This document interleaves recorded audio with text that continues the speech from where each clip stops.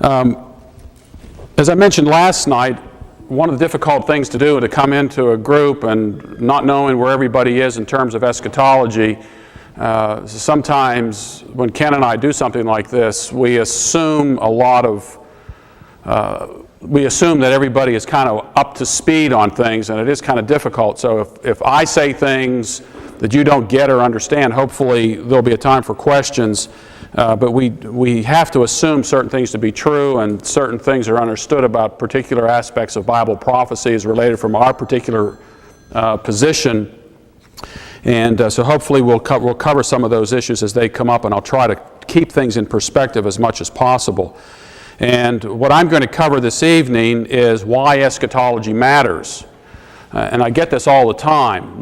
I get on the radio, and when you're debating the topic of eschatology, Christians will say, why do we have to fight about this? And this is an intramural debate. This is a debate among Christians who do believe the Bible is the Word of God. It is the foundation for life and everything that we do. But there is a disagreement on the issue of eschatology, and I firmly believe that your view of the future determines how you will live in the present and prepare for the future. And I want to take you to Numbers, the 13th chapter, to begin this. And the reason I got involved in this whole issue of eschatology, and it's an interest to most people, I believe, but I got into it because as the ministry of American Vision is to deal with worldview issues, how the Bible applies to every area of life. And as I would go out to speak, people would say, well, we're living in the last days. Why worry about Christian education? Why worry about politics? Why concern ourselves with trying to change our society? Because Jesus is coming soon. Israel has become a nation again in 1948. There's the mess in the Middle East. The things have gotten worse in our society. So why bother? And so it really became necessary for me to deal with the issue of eschatology because of those kinds of questions. And in the last 20 years, I think we've proven our case that people were saying this over 20 years ago, and we're still here. People were making predictions back in 1988, something I'll talk about a little bit, and we're still here. People were looking at the year 2000 as being the end point of a 6,000-year period and looking for a millennial rest, which was supposed to come in the year 2001. People are still pointing to the end. And I believe that eschatological views have an effect on the way people live. And I'll give you some examples of that, not so much from what Christians have to say about this, but how the other side views eschatology as well. Eschatology is not just a Christian phenomenon. Everybody has an eschatology. The communists had an eschatology. The Marxists had the Nazis had an eschatology, this idea of a 1,000-year Reich. Islam has an eschatology. Everybody has an eschatology. The secularists who are Darwinists have an eschatology. And Christians have an eschatology, and the effect of their eschatology is a shortened history. And that, in fact, does something to their view of the future. And if you look at Numbers chapter 13, and you know this story, there isn't any secret here. Look at verse 1. It says, the Lord spoke to Moses, saying, send out for yourself men so that they may spy out the land of Canaan, which I am going to give to the sons of Israel. You shall send a man from each of their fathers' tribes, every one a leader among them. So here's God telling Moses to take a representative from each tribe to send those 12 into the land of Canaan, based on an existing promise that the land was going to be theirs. So here they are told up front that the land is theirs. This wasn't send 12 spies out of the land to see the condition of the land, to see whether or not we can take it. God says, this is the land I had promised to you, and this is the land I'm going to give to you, and send the 12 spies out of the land to scope it out, what I have promised. And you know the story. The 12 spies come back, and they give a report. 10 of the spies give a report stating that there are giants in the land, and we look like grasshoppers in their sight.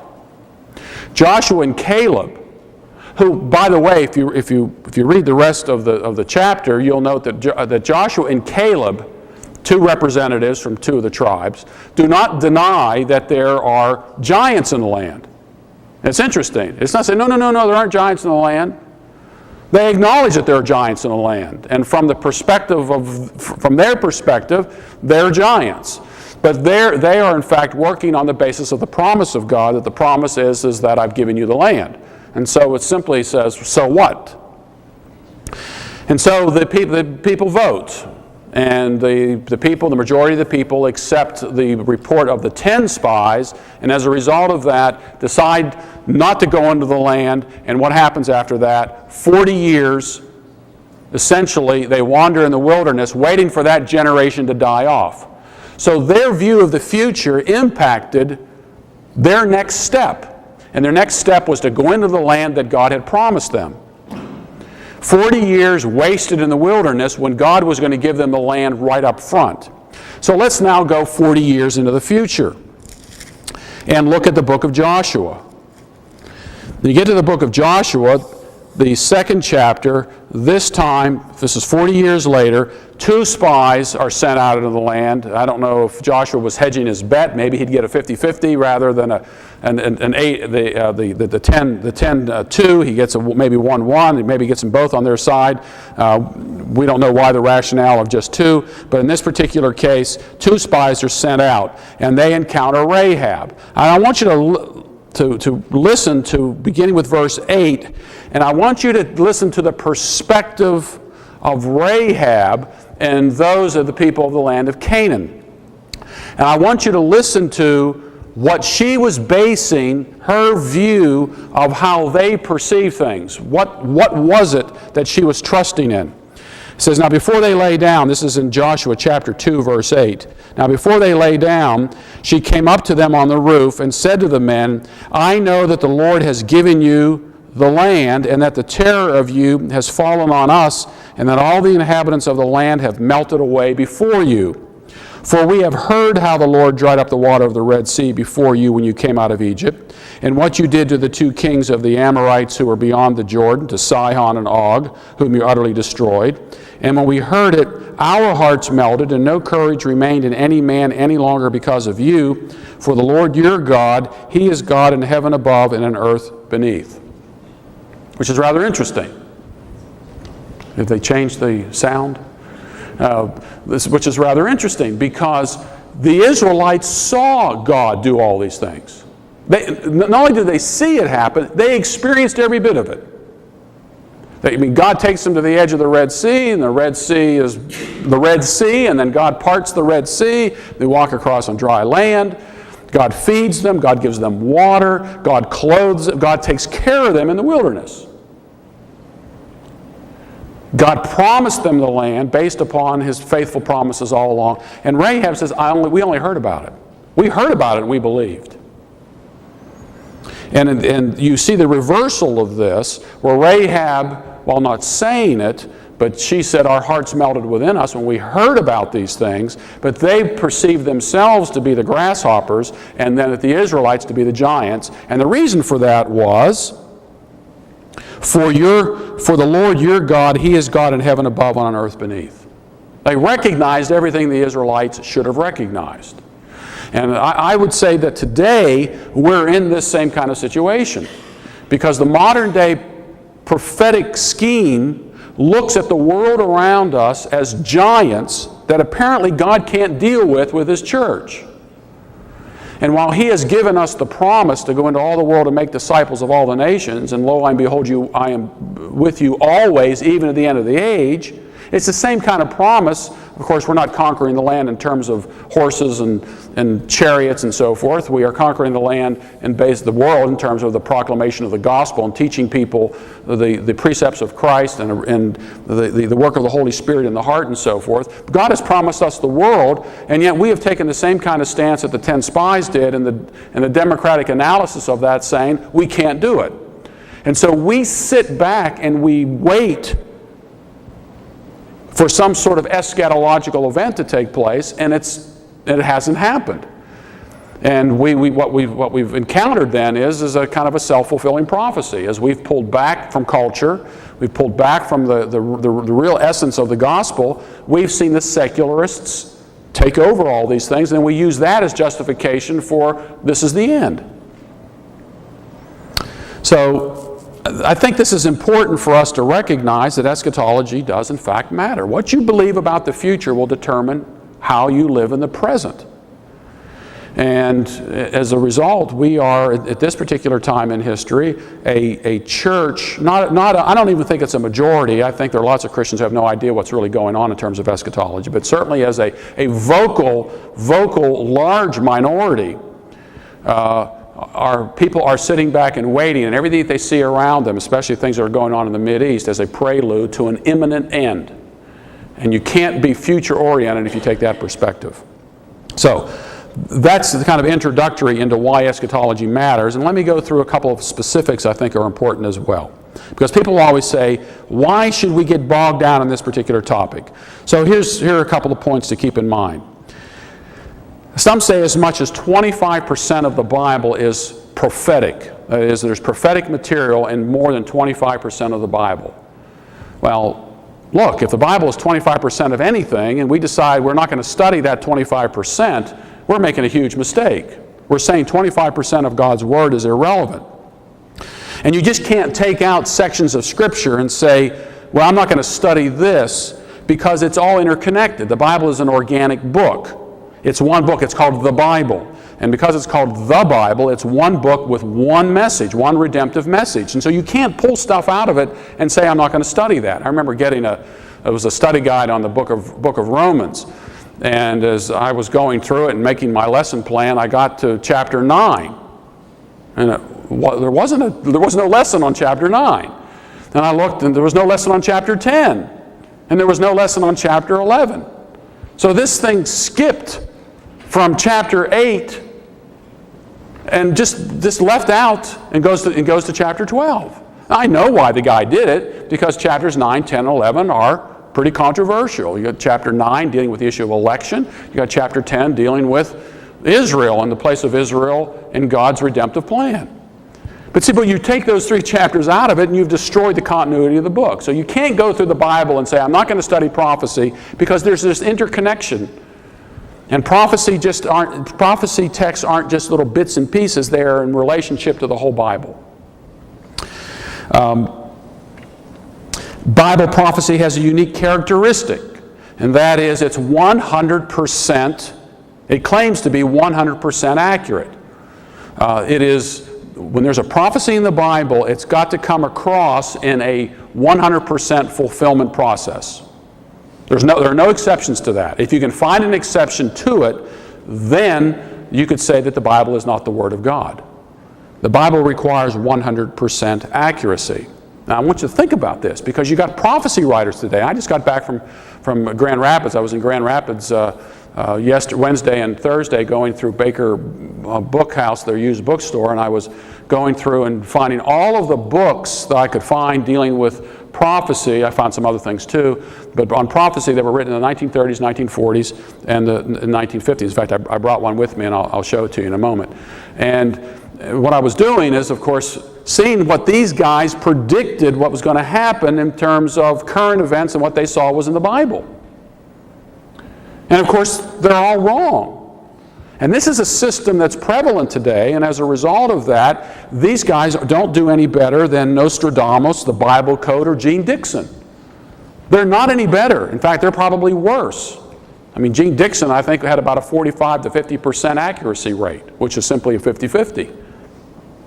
Now, the Bible Code is an ex post facto way of trying to find things in the Bible. I don't know if you're familiar with the Bible Code, but you can, when you have a language that doesn't have any vowels, which is Hebrew. There are no vowels in Hebrew. They're little vowel pointings, but they're just consonants. And when you can stretch the Hebrew letters across and kind of manipulate it, and you already have a historical event that's taken place, you can find things in there that you couldn't find. It's not really prophecy. It's an ex post facto way of reading the biblical text. Nostradamus, of course, is an ex post facto as well. Again, Gene Dixon played the averages. And that's what a lot of these prophecy writers do today. They play the averages. And most of it is ex post facto. If you go and you pick up Hal Lindsey's late great Planet Earth, which was written in 1970, you'll find that Russia was the end-time bad guy. Now, if you pick up the writers today, you will find that Islam is the end-time bad guy. And so what you see happening here, of course, is that they're reading the Bible through the newspaper, what Greg Bahnsen called newspaper exegesis. And as a result, the headlines are driving people's biblical interpretation. And if we're no better than Nostradamus and the Bible Code and Gene Dixon, then how can we claim authority for anything else that's found in the Bible? If a skeptic comes along and does the same thing I did, and that is to go to Baker Books, pull out those books, read through those books to see how they in fact had dealt with particular prophetic themes back in their day, and saw that they were wrong about those things, what would make a skeptic say, now you want me to believe things about who Jesus Christ is and his redemptive message? Why are you interpreting those things rightly when you got all of this stuff wrong? It's a huge, huge dilemma. The second point is Bible prophecy has been abused and misused when it has become the primary focus of aberrant theologies. And what I mean by that is that there are certain groups out there who have made Bible prophecy the keystone of their system. It's the hub of the wheel. And if you were to pull that hub out, the spokes would collapse in on it. And this is the most recent thing. If you're familiar with the Seventh-day Adventists, Seventh-day Adventists grew out of the Millerites and had picked up some other baggage with Ellen White and so forth. And their system is based upon Daniel 8 and the identity of the little horn, who the little horn is, and the number of days and how that relates to their prophetic scheme. While some of the Seventh-day Adventist scholars are questioning that interpretation. And the argument is that if these critics, these internal critics of Seventh-day Adventism are right about this improper interpretation of the little horn in Daniel chapter 8, then the whole system of Seventh-day Adventism collapses. And they have to rethink the whole deal. The Jehovah's Witnesses, of course, have built their whole basis on end times. And again, how many times have they had to continue to revamp things based upon how things have changed historically? David Koresh, he went up in flames because of a misinterpretation of the Bible. See, eschatology has consequences. Now, what about modern day dispensationalism? Because this is where we really are and the focus we are today. It is the end time scheme. Anytime somebody burps in the Middle East, some dispensationalist has a book out telling us why this is the end times. And then the secular press will interview these guys on a daily basis. I mean, they are all over the news. You saw, I was listening to Jerry Jenkins and Tim LaHaye sitting there, and it was as almost with glee that what was happening in the Middle East, bombs blowing this up and houses being destroyed and on the brink of possibly a nuclear war, there was this excitement. And there was a Rapture Ready blog where the writers on this Rapture Ready blog were describing they felt guilty because they felt so gleeful about these events, these end time events. That's frightening. Because what they see is as an inevitability of war in the Middle East. You have to have it. There's got to be a war. Now, of course, we'll all be raptured out. It won't really matter. But we won't be around to clean up the mess. Now, we've always had date setting in the past, and we published a book called The Day and the Hour, which deals with the date setting that's taken place for 2,000 years. But you had individuals here and there throughout history who were making the case for it. There was no systematic development where tens of millions of people embraced an end time scenario based upon a single model that's found in a Bible that has notes in it where the notes have replaced the biblical text itself. That is the Scofield Reference Bible. So the Scofield Reference Bible created a prophetic interpretive grid that became the basis for the creation of a system where doctrines are created because of theological necessity. So here you have a system that's been developed. You have a Bible with notes in it that reinforces the system, and then you give it to a new Christian who doesn't know anything about the Bible, and then he ends up reading the Bible, and he doesn't know what the text says. He's like the Ethiopian eunuch, and then he continually goes down to the notes, and the notes are driving the interpretation of the Bible for him. And so when you sit down with these people, and I get phone calls, I do a lot of radio interviews on this topic, and I'll get phone calls, and this is my first question: where in the Bible does it say that? And inevitably, they don't know. Or they'll give a passage, and I'll say, now what does it say? They don't know. I did a debate with, I think it was my third debate with Tommy Ice. Ken, how many times have you debated Tommy? Once next to me. I debated Tommy probably 8 or 9 times. And one of the reasons for it, we can't get anybody else to debate. It's very, very difficult for anybody to step up and defend this position publicly. But I did a debate with, Gary North and I debated Tommy Ice and Dave Hunt in Dallas a number of years ago, and during the question and answer, the cross-examination, I asked Dave Hunt, show me a verse in the Bible that says that Jesus will reign on the earth for 1,000 years. Because that's what premillennialists believe. Premillennialists believe that Jesus is going to reign on the earth for 1,000 years. Now, I don't know about you, but I would expect to find a verse that says that.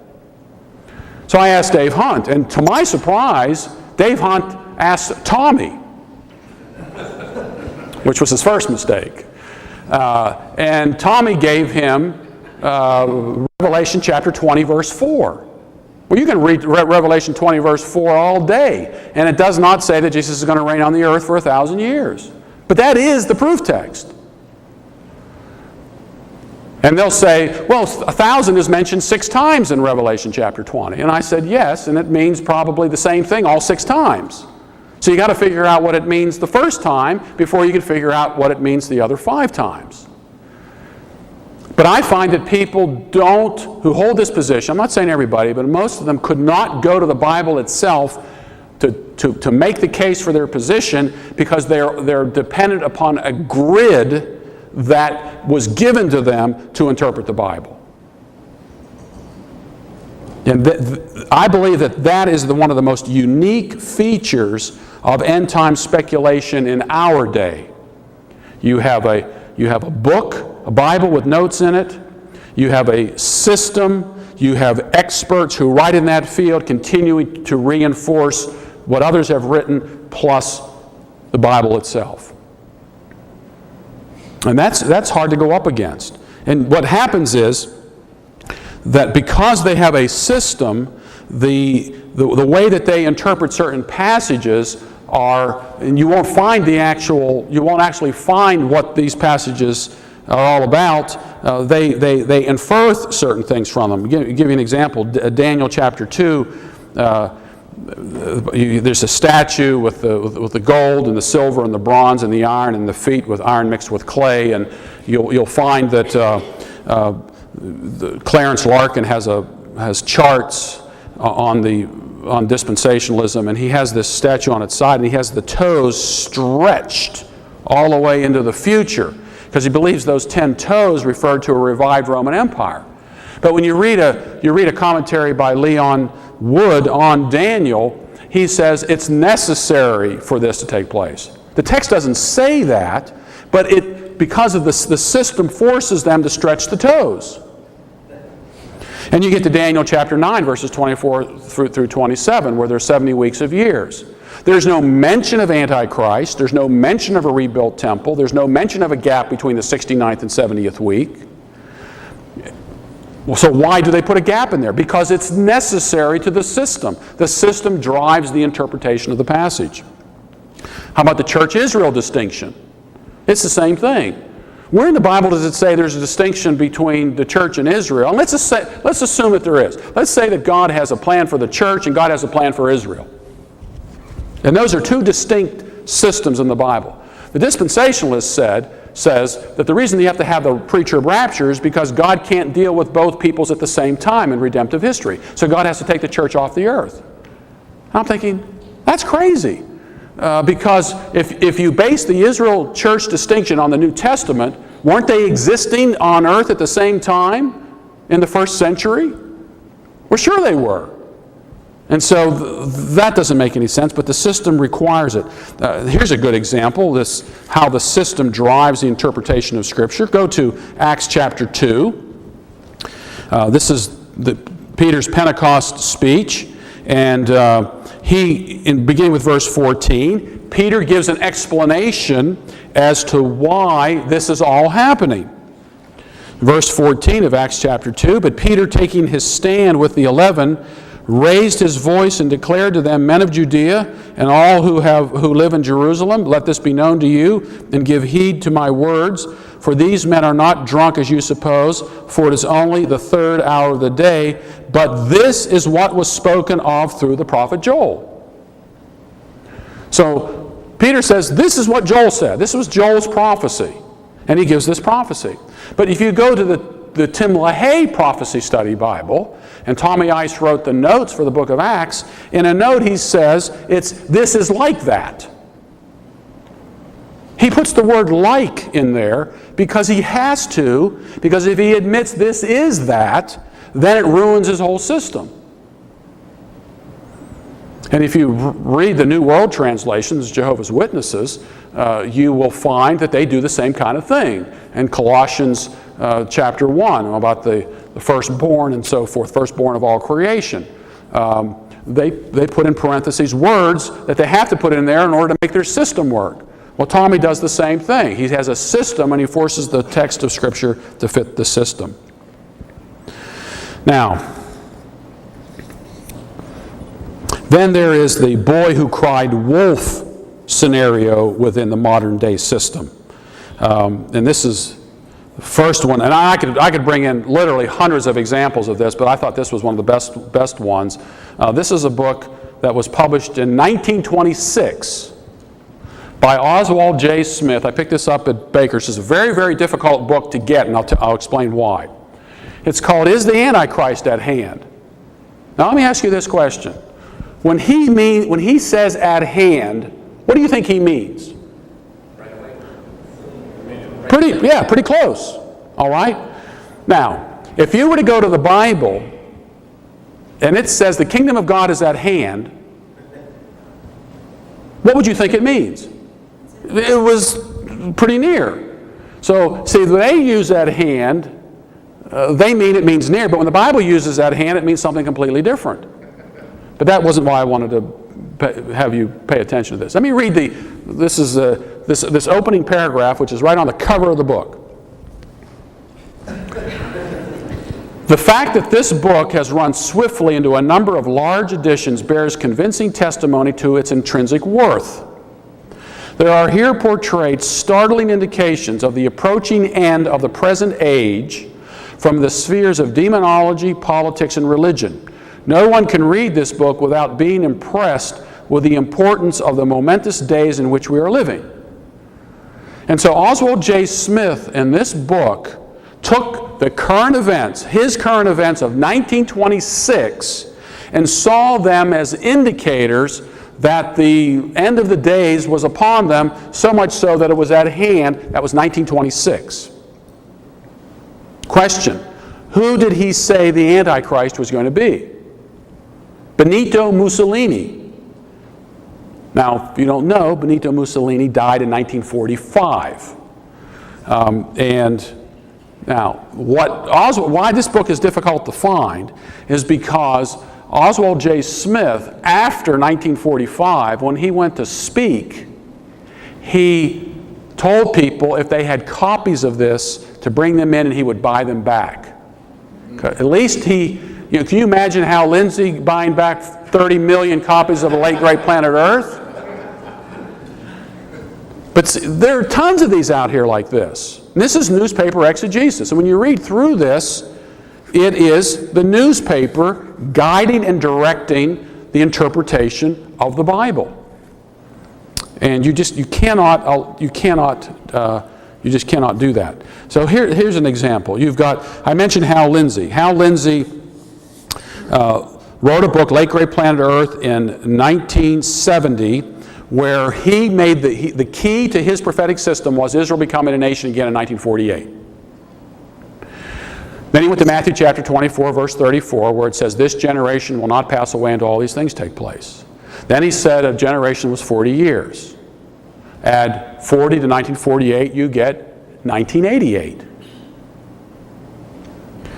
And this is 2006. What happened? Well, Chuck Smith, who was another end-time speculator, I have a sermon that he gave on tape, that he gave on, I think it was New Year's Day, or it may have been December 31st of 1979, where he made all these predictions about what was going to happen in the first part of the 1980s, because 1988 was the end point of that generation. And the rapture was going to have to take place prior to 1988. And he was talking about how credit cards were the mark of the beast, and he talked about all of these things that were going to take place. He was talking about signs in the heavens, and of course Hal Lindsey talked about the Jupiter effect, where the planets lined up, and it was going to affect some sort of earthquakes and things on the earth, which would then have created famines and so forth. Now, most people forgot about all this stuff. New Christians come in and they hear all these prophetic guys, and they have no idea that there's a long history of false prophetic speculation. Tim LaHaye wrote a book called Beginning of the End. In the first edition of that book, he said that the beginning point of this generation was 1917 with the Balfour Declaration, giving Israel the right to go back to their land. But as time passed, and that generation seemed to be dying off, in his new edition, he changed it to 1948. Well, since now we're moving beyond the 40 years of 1948, now people are saying, well, it was this time, or Israel really doesn't have the land. Look, the Bible can't be that subjective and can't be that unclear if you keep changing your views on things based upon what happens in the news. So you need a prophetic system that's always trustworthy. And while you might have to make some modifications to it as you get more information about things, but essentially, when you read the Bible and dealing with prophecy, you know exactly what events it's talking about because you know the time in which the Bible says those events are going to take place. John Walvoord wrote a book in 1990 called Armageddon, Oil, and the Middle East Crisis. You may have seen it.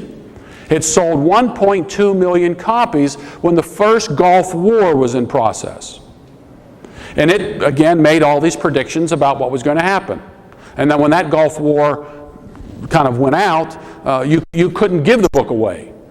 Christian book distributors was selling it by the case. I was telling people to buy it because people were talking about Y2K, and I said, look, if you're really interested in the Y2K thing, you could buy cases of this book and use it for kindling to keep you warm. But what most people don't know, that book was first published in 1974.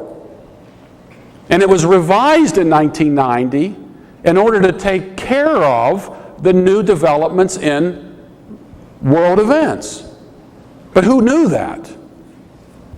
I did, because I collect this kind of stuff. There's perpetual end-time speculation. Let's see if I can find this. This is the National Liberty Journal. Recognize this, Craig? We get this at our office.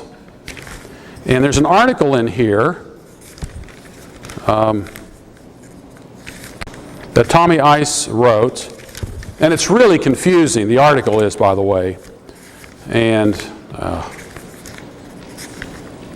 anyway, he talks about the last day. Here it is, yeah. Are we living in the biblical last days?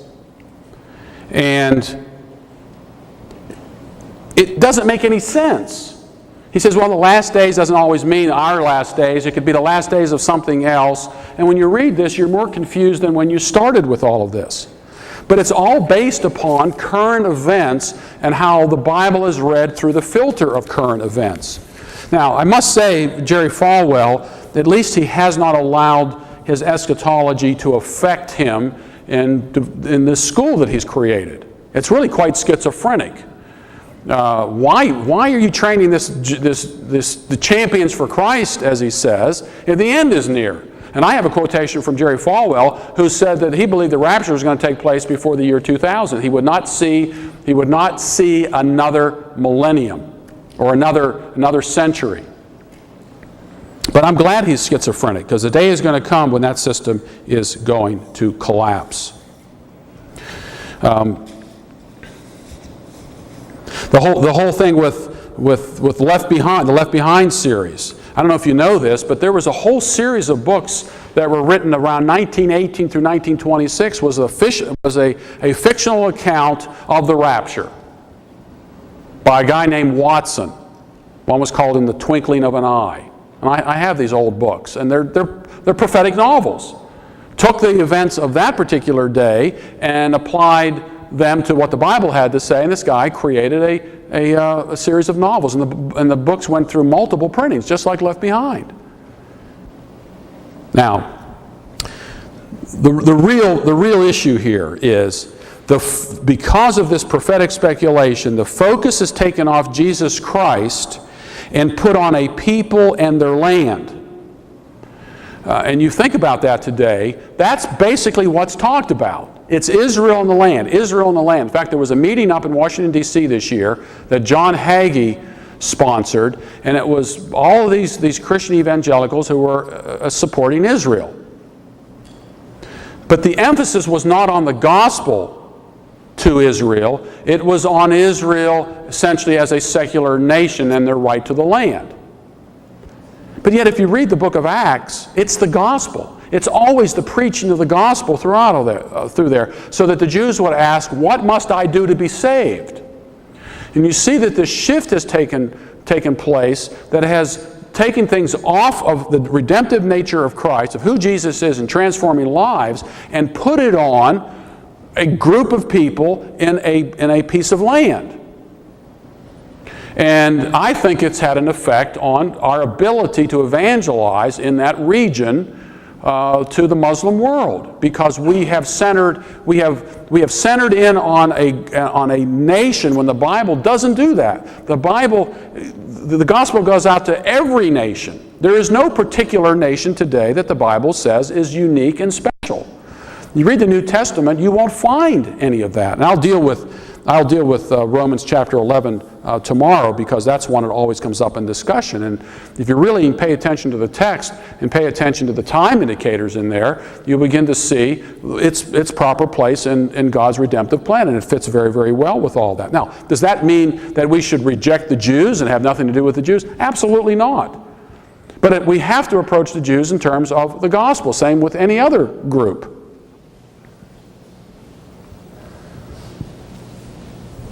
Now, another point. The advance of Christianity in the world, especially in the West, was based on a post-millennial vision. These guys actually believed that the kingdom of God is extended through the preaching and application of the gospel. And what we're doing, we're beginning to see a stillbirth of Christianity similar to Promise Keepers. Anybody associated with Promise? Anybody go to any of the Promise Keepers meetings? Do you still go to Promise Keepers meetings? Now. They're meeting now. Pardon? They're meeting now in Pontiac. Yeah. And what happens, I find a lot of men go to the Promise Keepers. And I'm not saying Promise Keepers was a bad thing. But there's this, well, now what do I do? Okay, I've got my life back together. I need to be a better husband, a better father, a better person as a man. What do I do now? Where do I go with all of this? And I think that's where a lot of Christians are today. They don't know what to do. There's this, I've got this Christian faith, and so the central part has become on more of experiential Christianity rather than applying the gospel in its fuller dimension. So as Christians, we're changed and excited for what? What are you as a Christian changed and excited for? The rapture? Inevitable cultural decline? inevitable war? I mean, that's what we're looking at with the modern system. And so a lot of people will turn to 2 Timothy chapter 3, and I want to look at this particular passage because I think it serves well as an end cap to a biblical discussion of this. 2 Timothy chapter 3 is often read as a key passage which deals with what the end times will be like. But generally what happens, people only read the first 7 verses. And you can make the Bible say almost anything if you read just bits and pieces of it. But realize this, that in the last days difficult times will come. Now I believe the last days refers to the last days of the Old Covenant. Paul is not talking about something in the distant future. He's describing things to Timothy, what's happening in his day. Paul talks about how the ends of the ages had come upon them. Hebrews chapter 1 says God spoke one way under the Old Covenant, but in these last days has spoken to us in His Son. The last days of the Old Covenant. And then Paul goes on and says, for men will be lovers of self, lovers of money, boastful, arrogant, revilers, disobedient to parents, ungrateful, unholy, unloving, irreconcilable, malicious gossips, without self-control, brutal, haters of good, treacherous, reckless, conceited, lovers of pleasure rather than lovers of God, holding to a form of godliness, although they have denied its power, and avoid such men as these. Now, he's talking to Timothy here. For among them are those who enter into households and captivate weak women, weighed down with sins, led on by various impulses, always learning and never able to come to the knowledge of the truth. And a lot of people say this describes our era perfectly. I would speculate that this describes every era perfectly. And it most assuredly explained the first century. We think about, well, look at homosexuality today. Look at the prevalence of homosexuality. Have you read Romans chapter 1? Romans chapter 1 was dealing with homosexuality then. And we think this is unique to our time. It isn't. It was, the reason we've seen it is because Christians have pulled back from society. But I want you to look at the next couple of verses here. And just as Jannes and Jambres opposed Moses, so these men also opposed the truth. Men of depraved mind, rejected as regards the faith, but they will not make further progress, for their folly will be obvious to all, as also that of those two came to be. So Paul's saying, wait a minute here, the paradigm is, as these people become more and more consistent with their worldview, they're on the losing side of this. And we should push them to be consistent with it. This is one of the great things that Greg Bonson taught us in the area of apologetics. Push the antithesis. Force people to live consistently with their worldview and see where it gets them. And when you push and you push and you push, it's amazing what comes out of secularists and so forth. I've been debating a guy online, and I said, look, you're an evolutionist, you don't believe in God, you believe that we're a commodity of our genes. This is the selfish gene that Richard Dawkins has talked about. Where morality is gene-based. And I'm thinking, that sounds like Ernst Haeckel. Ernst Haeckel was a German biologist who gave scientific credibility to evolution from biology to ethics. And then it was Hitler who took that and applied it to his Aryan race idea. I'm not saying that, of course, all evolutionists are like that today. But the question is, I push this guy. If everything is gene-based, then why can't a murderer say, I'm being directed by my genes? Or a rapist say, rape is part of my genetic structure. In fact, there's a book out on that. A History of Rape. Where the guys, these are professors, and it was published by MIT Press. Where they essentially said, rape is part of the whole evolutionary process. So what's wrong with it then? And I kept pushing this guy, what's wrong with it? And what he kept doing, he kept bringing in Christian ideals to his worldview. I says, I can account for those Christian ideals within the parameters of my worldview, but you can't. They don't exist. So we have to push the antithesis with these guys, and this is exactly what Paul was telling Timothy. But he's telling him, but they will not make further progress, for their folly will be obvious to all, as also that of those two came to be. Jannes and Jambres, who opposed Moses, and you know what happened there when took Aaron's rod and threw it down, became a serpent, and the two sorcerer high priests came out and threw their staffs down, and they became serpents and so forth. That's the example that's being used here. It's not that we don't make further progress. They don't make further progress. It's the story of Numbers 13 and Joshua chapter 2 all over again. But you followed my teaching, conduct, purpose, faith, patience, love, perseverance, persecutions, sufferings, such as happened to me at Antioch, at Iconium, and at Lystra, what persecutions I endured, and out of them all the Lord delivered me. And indeed, all who desire to live godly in Christ Jesus will be persecuted, but evil men and impostors will proceed from bad to worse, deceiving and being deceived. These guys are on the losing side. They're always learning, never able to come to the knowledge of the truth. They proceed from bad to worse. They're deceiving and being deceived. But if we're not engaging them and pushing the antithesis with them, they think they have wisdom. And so if you believe that you're living in the end times, then these guys have a free reign. And I went to the bookstore today and had a list. I found 14 books there that I'd like to have. One is Why Darwin Matters, Religion Gone Bad, Creatures of Accident. Well, if you're a creature of accident, then morality is an accident too. The Holy Vote, Why the Christian Right is Wrong, Moral Minds. This is a Darwinist trying to convince us that, we have moral minds, but there is not even mind in Darwinism. In the atheist universe. I mean, these guys, when you read their stuff, it's ridiculous. But they're touted as, in fact, the people who have wisdom in what we ought to do. Reason is the new standard today, they say. Now, we need to push the antithesis with these guys, but you can't do it if you believe you're living in the end times.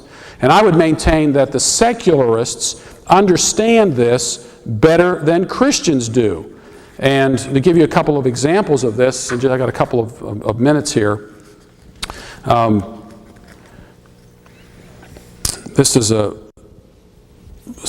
guy wrote this. He says, this is a pure secularist. He says, we are going to win.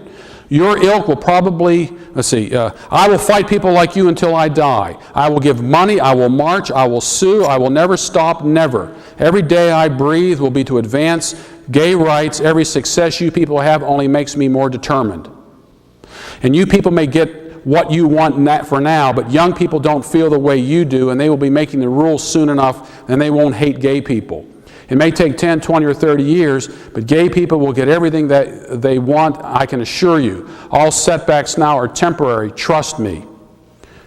I live by this every day, and it is good news that God is on my side, gay side.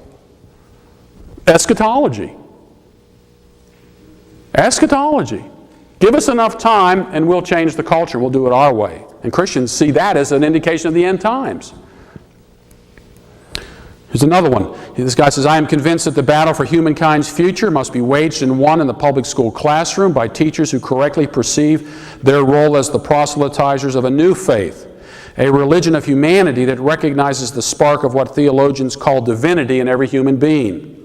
Their teachers must embody the same selfless dedication of the most rabid fundamentalist preacher, for they will be ministers of another sort, utilizing a classroom instead of a pulpit to convey humanist values in whatever subject they teach, regardless of the educational level, preschool, daycare, or large state university.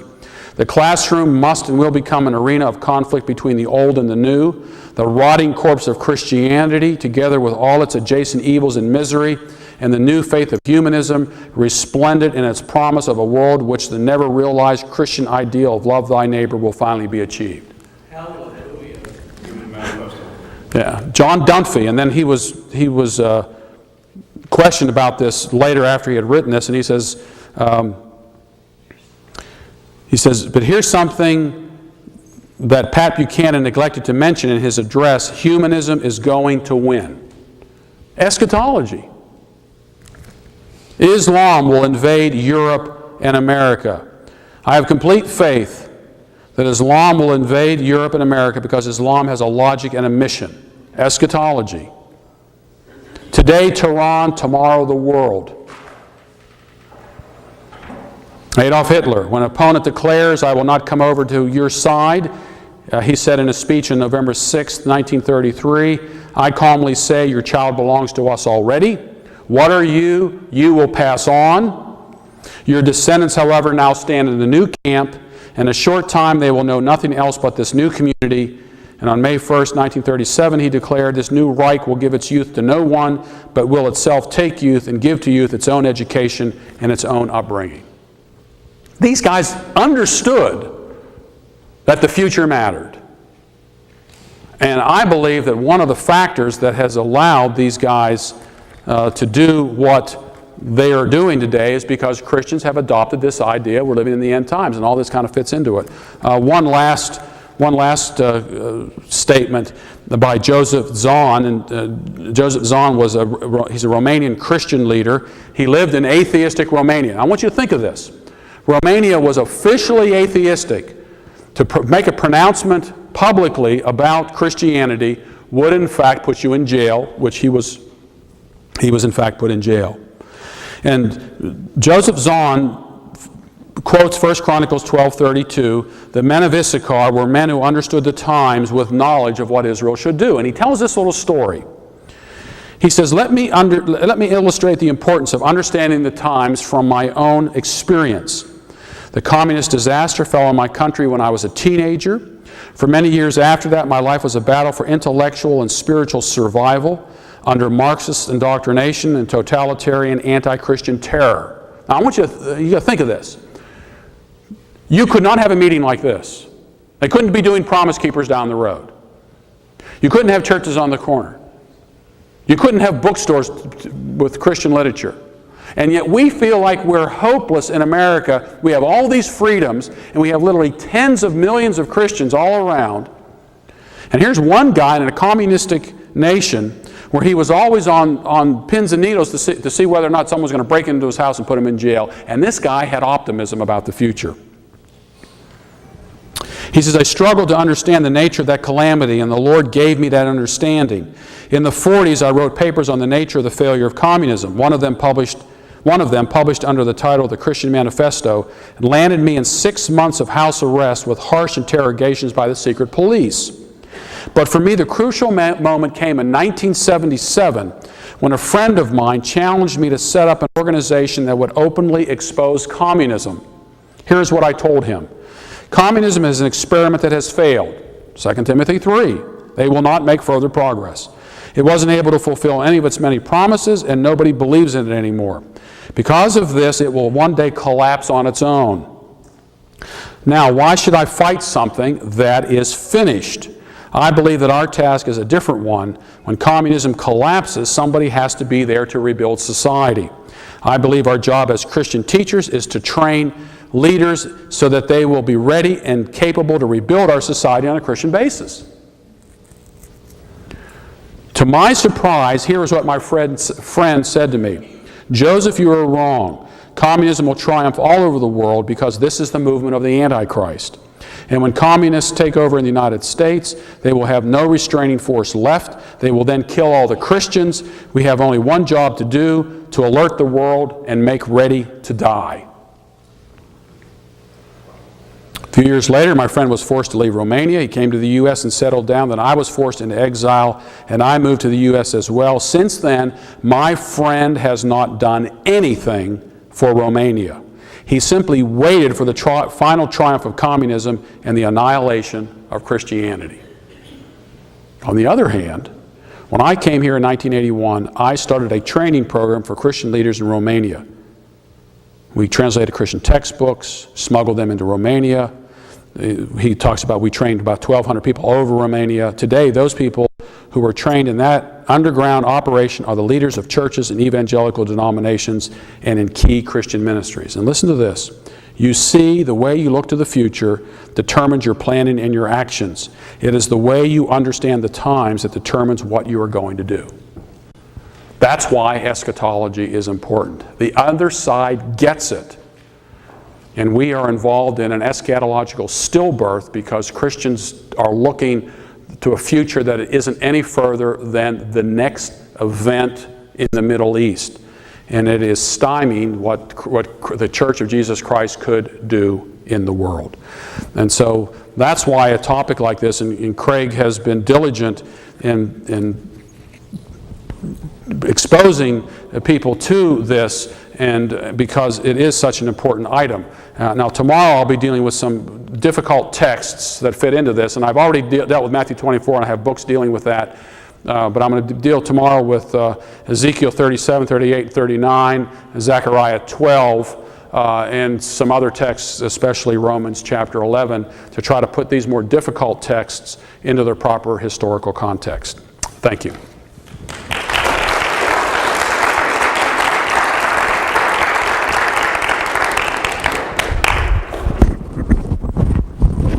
Take just a 5 or 8 minute break here, and then we'll come back. Ken Gentry will be giving a presentation, and we have a handout for him as well. So just take a few minutes, stretch your legs, and then come right back.